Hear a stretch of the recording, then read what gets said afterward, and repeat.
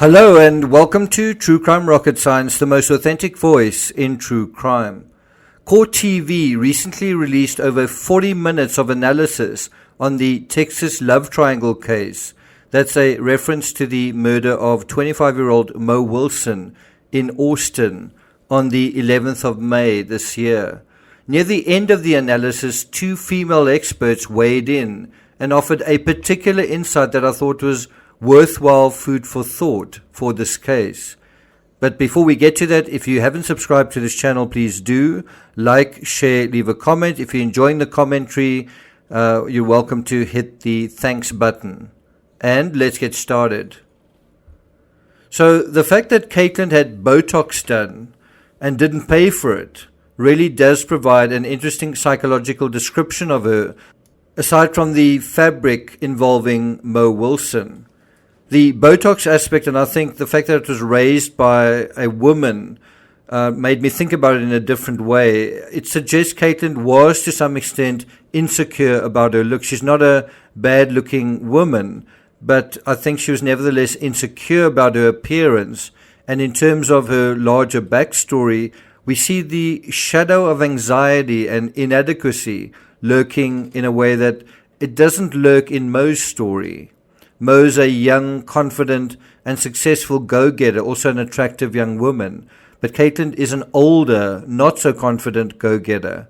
If Kaitlin was insecure about her looks, any emotional attachment Colin felt towards the young, up-and-coming elite rider, and bear in mind Kaitlin was aware that there was an emotional attachment, that would only fueled that bristling insecurity. The mere fact that Mo was almost 10 years younger would have made Kaitlin feel she simply couldn't compete in looks, in attractiveness, in terms of her whole person. And that would have made her feel helpless. The host also made another interesting analogy to another love triangle case, Jodi Arias, but there are others as well. Chris Watts, Scott Peterson, Suzanne Morphew, I would argue, was involved in a love triangle as well. I agree that jealousy is a classic murder motive. Sometimes it's obvious, such as in the Jodi Arias case, but other times it's not, when it should be, such as in the JonBenet Ramsey case, and I think also the murder of Meredith Kercher. I do believe the motive in that case, the Ramsey case, is perhaps more accurately the dynamic was jealousy as well. Court TV then highlights the audio from Kaitlin's lawyer, where Rick Kofis says, "Why did the Austin Police Department seemingly ignore a tip about the former boyfriend of Miss Wilson?" Supposedly, this now reframes the love triangle scenario into a love rectangle. Well, does it? If we entertain this idea of a former boyfriend, we must stress in a concept of a love rectangle that the former boyfriend isn't Colin Strickland. He's someone else.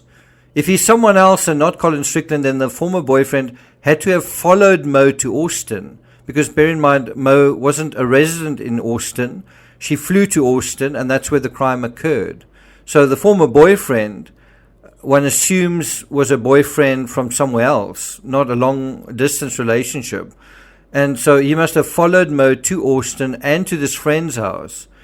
Mo was a resident of San Francisco, California, and she had to go to Austin to attend this event.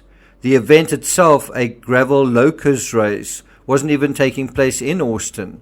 But it all begs the question, why wouldn't the boyfriend, intent on murder, commit the crime in his own hometown? And if he didn't, is there any evidence that he traveled to Austin? I doubt it. In a scenario where a fourth player did something, why should that have any impact on Kaitlin Armstrong? I suppose within this mythos, one could argue that Colin did take Mo to the pool, but the person jealously watching this wasn't Kaitlin, but Mo's partner. In such a scenario, one would assume that Kaitlin has an alibi. Does she? In this scenario, she skips the country because the police suspect her and tell her so during a police interview, not because she's guilty of anything. They have CCTV footage of her car driving suspiciously close to the crime scene at a critical time. unable to explain this or defend herself, she becomes a fugitive. It's an alternative story, and in my view, not a terribly convincing one, but it's a viable alternative nonetheless. In their analysis, Court TV also posed the following questions. So remember, another aspect to this whole thing was that there was a vandalism. I think that also came up from Rick Kofa. Did the inexperience of two key officers assigned to this case play a role in its apparent mishandling? Who vandalized the home of Kaitlin Armstrong and Colin Strickland the night of Wilson's death?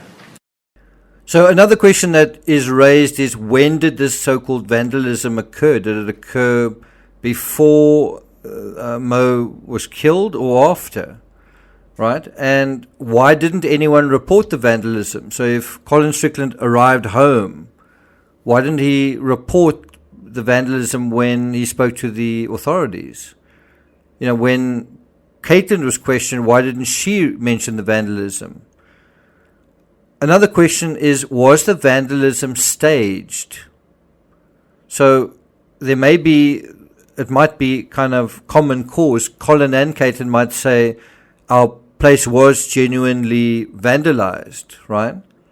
And Colin may feel like things really did look as though they were broken or whatever, right? So they might both agree that there was vandalism. But the next question then becomes, was the vandalism staged? We know a bicycle was part of the staging of this crime. So is there additional staging?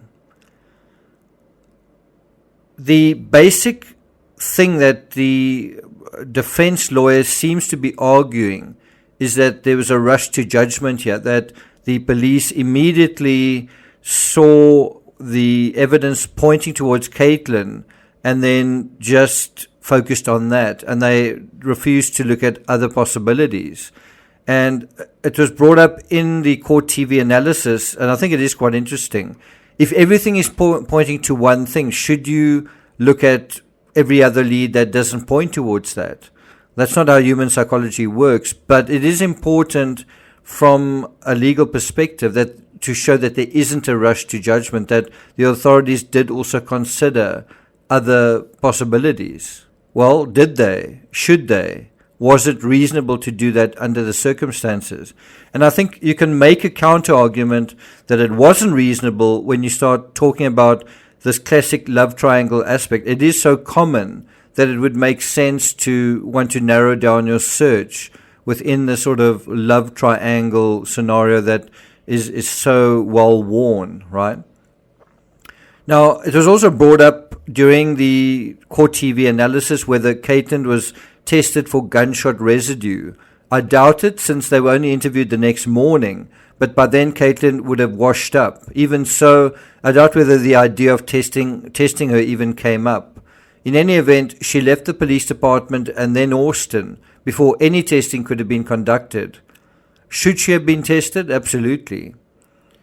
One thing can be said for the rectangle theory is that if one assumes the unnamed boyfriend is or isn't Colin Strickland, if you start going down that path, the path of an intruder or a former boyfriend, just an outside party to the three people in the original love triangle, if you open that door, you open the door to muddling and doubt, and the defense basically wins. In the John Benet Ramsey case, one investigator said that the moment the authorities began to seriously consider the intruder theory, the case was lost. Will the same mistake be made in this case? So I'm not going to take it further than that. Just a reminder to those members who are interested in the Van Gogh Letters series, we are dealing with episode 25, and that'll be at 5 p.m. Eastern today, so look out for that. It's going to be another very interesting episode. And then also tomorrow I'll be doing part 2 in our series dealing with Elvis and his crooked manager, Colonel Tom Parker. So look out for that, same time, 5 p.m. Eastern on Thursday. Thank you for listening, and I'll see you guys next time.